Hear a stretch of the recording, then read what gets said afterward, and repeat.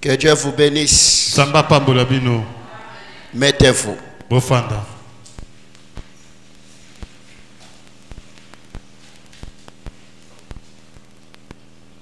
Lobananga amen à bien. Amen. Le dimanche, on avait parlé de quoi? Kola dimanche tolobe la kini. Les thèmes qu'on avait parlé le dimanche, c'était quel thème? Ama likambo tolobe la ki dimanche eza kini.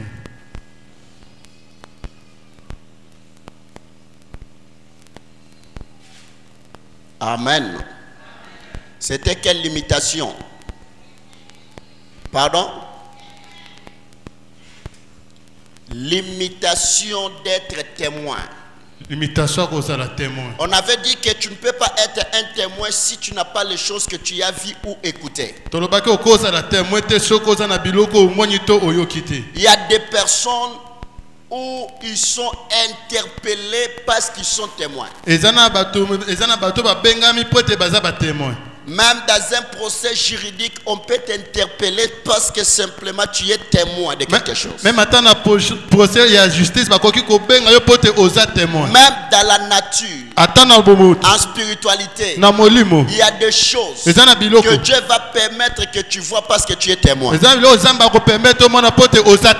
la Bible dit que lorsque les disciples sont restés, la Bible dit, on les a posé la question: par quelle force vous êtes en train de faire ces miracles? Ils ont répondu: le Jésus que vous avez tué, le Jésus que vous avez fait du mal, nous sommes témoins. Nous sommes témoins de lui.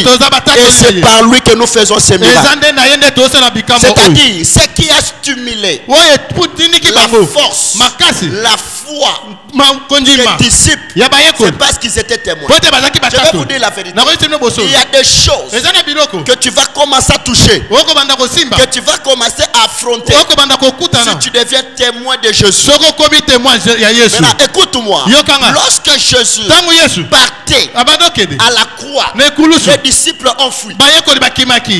Mais la Bible dit, lorsqu'il les a réapparus, sans taper la porte, il les a montré les mains. Il leur dit: je suis Jésus qui était à la croix. Bref, de mon témoignage, regardez mes mains. Et quand ils regardent les mains, ils étaient tous témoins. Et à partir de ce jour-là, il y a des événements qui se sont passés. Lorsque tu es témoin de Dieu, il y a des choses qui doivent commencer à passer dans ta vie.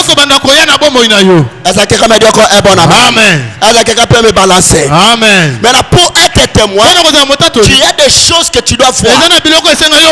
Parce qu'un témoin, c'est celui qui a vu l'action. Un témoin, c'est celui qui a palpé quelque chose. C'est pourquoi je prophétise pour devenir témoin de Jésus. Ce n'est pas seulement les paroles, mais il y a des choses que tu dois voir. Il y a des choses que les gens doivent voir en toi.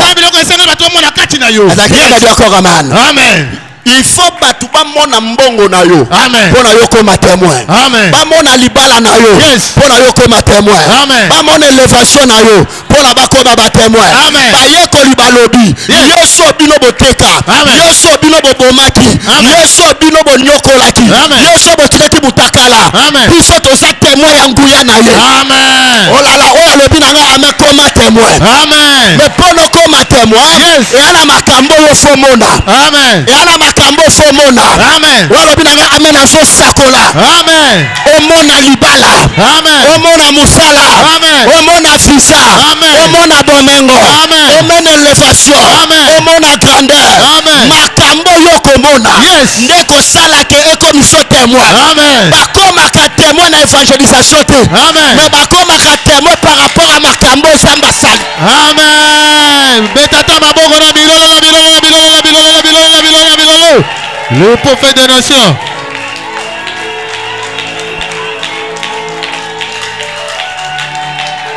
Les disciples sont devenus les témoins parce qu'il y a des choses qu'ils ont vues. Ils ont vu celui qui était à la croix. Ils sont venus au devant d'eux. Yes. kosekwa denga la kisibiso kosekwa na ye c'est que azali nzambe biso toza ba témoin.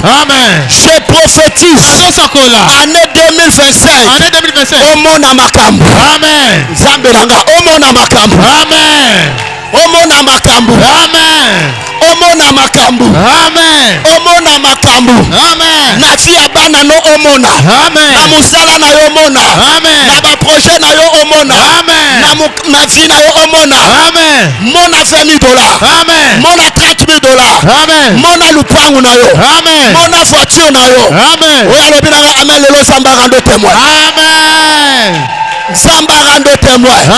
Samba rando témoin. Samba rando témoin. Les apôtres ont dit Jésus au bonyokolaki. Yes. Et comme il t'a obisa kolo lupango. Nazalaka locataire au nyokolaki. Yes. Hey, amen, amen, amen, amen. Amen, amen, amen. La kolo lupango. Yes. Walobi nanga amen aso sakola. Amen. Mobalo nyokolaki yo. Yes. Amona libala no na Facebook. Amen. Amona libala no na TikTok. Amen. Amona ngona kombo na Yesu. Amen. Tango malobe sili. Yes.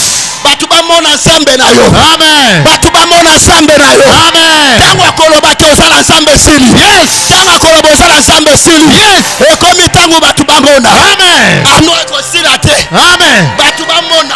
Amen. Batu bamona. Amen. Batu bamona. Amen. Batu bamona. Amen. Bamona. Amen. On verra ton Dieu. Amen. On verra ton Dieu dans ta famille, dans ton quartier, dans tes affaires. On verra ton Dieu. On verra ton Dieu. On verra ton Dieu. On verra ton Dieu. Yes. On verra ton Dieu. Amen. On verra ton Dieu. On verra ton Dieu. Reçois la grâce. Reçois la grâce. Bana no bamona yo. Amen. Bamona libala na yo. Amen. Bamona musala na yo. Amen. Bamona yango. Amen. Betata maboko na bilolo. Cette année ne terminera pas. Bamoni soli na yo. Yes. Bamona pe l'élévation na bango. Amen. Bamoni kolela na yo. Yes. Bamona pe sengo na yo. Amen. Limite kweya. Amen. Limite kweya. Amen. Limite kweya. Amen. Limite kweya. Amen. Limite kweya. Amen. Wapi maboko na bilolo ya butoza makama ye. Azokwisa ba limitation na ye. Beta maboko na bilolo. Le prophète des nations. Pour être témoin, tu dois voir. Yes. C'est pour cela. Ces jours-là. La Bible dit. Que Jésus entre. Les disciples n'ont pas accepté. Pour accepter, il les a montrés. Yes. Yes. Amen. Okolakisa bango fi ya pasi. Okolakisa bango biloko akala. Okolakisa bango ba problème. Reçois la grâce. Reçois la grâce. Reçois la grâce. Reçois la grâce. Reçois la grâce. Reçois la grâce.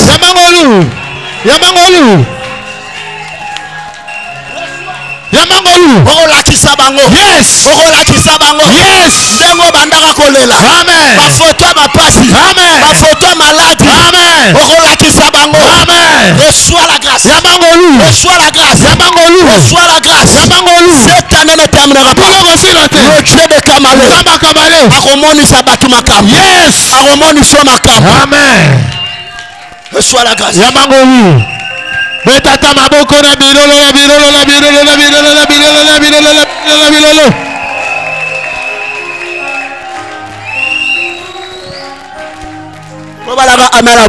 Amen. Amen. Amen. Tu dois être un témoin. Famille na yo baye bansambe pona yo. Yes. Libota do baye bansambe pona yo. Oya solo ba ama e banda sikoyo. Amen. Oya so sauter ba limite. Amen. Sauter ba limite mbongo. Amen. Sauter ba limite musala. Amen. Sauter ba limite famille. Amen. Sauter ba limite voyage. Amen. Témoin de la grâce. Amen. Reçois ça. Yamba yango. Reçois ça. Yamba yango. Reçois ça. Yamba yango. Reçois ça. Yamba yango. Reçois ça. Yamba yango. Reçois ça. Au nom de Jésus. Reçois la faveur. Reçois la faveur. Reçois la faveur. Reçois la faveur.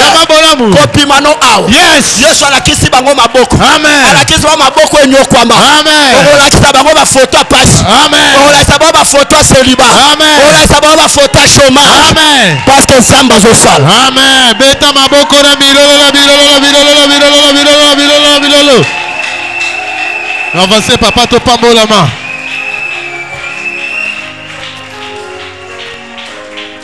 Ekweyaye.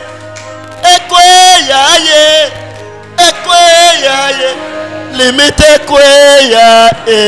Limite kweyaye.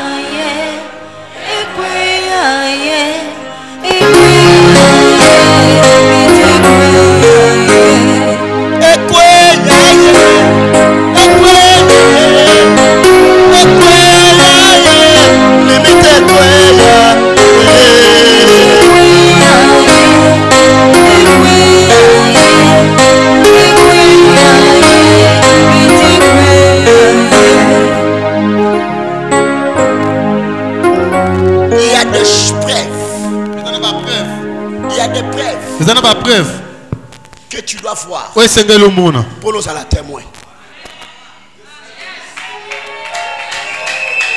Il y a des preuves. Vous n'avez pas preuve. Parce que témoin a coupé sa témoignage. Il y a oyamoni. Yes. Si vous êtes témoin, il faut mon amakamuna fina yo. Amen. Mon amakamuna libala. Amen. Mon amakamuna musala. Mona makamuna bafer, mona makamuna wenze, mona makamuna koteka. Il y a des choses. Il y a des choses que tu dois voir. Il y a des choses que tu dois voir. Kobimano lelo abanda komona makam. Amen. Olo binaka amen. Oh mona nanu te banda komona. Amen. Nalobi o mona te banda komona. Amen. Libalo mona te banda komona. Amen. Mosalo mona te banda komona. Amen. Tu dois voir, tu dois voir.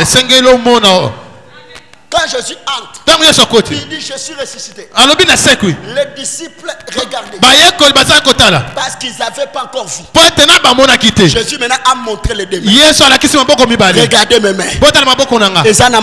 Yes. Je suis mort, mais je suis ressuscité. J'étais mort, mais je suis ressuscité. Tango koki. Biloko na yo efongolo banzela. Amen. Zamba peso bote efongola banzela. Amen. Zamba peso mbongo efongola banzela. Amen. Zamba peso relation efongola banzela. Amen.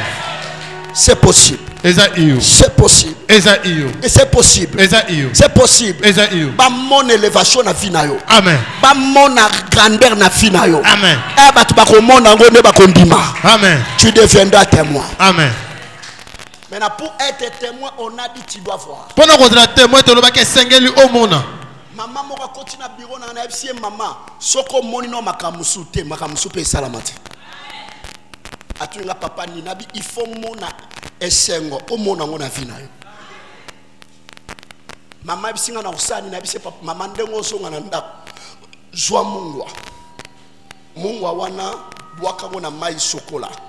Mama kia ju mungwa chena mai ya sokoli.